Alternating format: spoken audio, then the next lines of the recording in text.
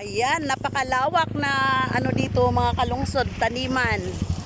Ayan, kasama ko yung aking pamangkin. Ayan. Ayan, napakalawak ha. Ano ko kayo, i-tour ko kayo sa aking sa aking napakalawak na gulayan. Akin lahat yan, yung nakikita nyo na yan, akin lahat yan. Pero kapag hinarbis sa kanila yun, hindi akin. Ayan, tingnan nyo mga kalungsod, napakalawak na pala yan dito sa lugar na to. Oh.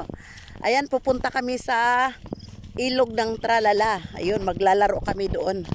Maglalaro kami. Ayan, ang lawak. Ayan, may helicopter pa kayo makikita. Oh, bonus. Bonus, hindi na rin pala makikita. Ayan, ang lawak ng... Ang daming nagpapaligo ng kalabaw. Ayan. Saan kayang ilog to? Ilog ng Pinanggaan? Tama ba? Hindi ata.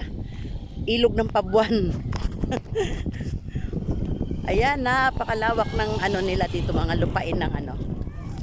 Mga gulayan naman dito, mga kalungsod, mga gulayan. So, ayan, kung makita nyo, napakalawak, oh. Napakalawak ng ano, ng ano nila dito. Mga gulayan. Ang daming nag-harvest ng gulay. Ayan, dito na. Ay, basta hubarin nyo yung damit nyo. Hubarin nyo yung damit, hubarin.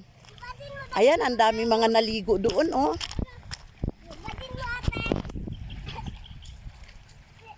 Ayun, may nangaligo doon, oh.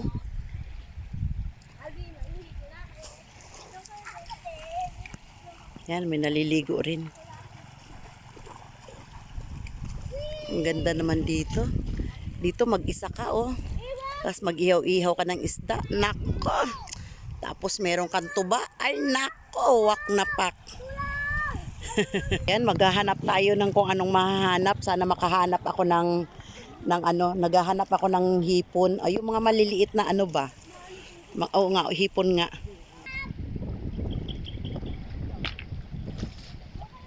Ay, ang ganda ng panahon.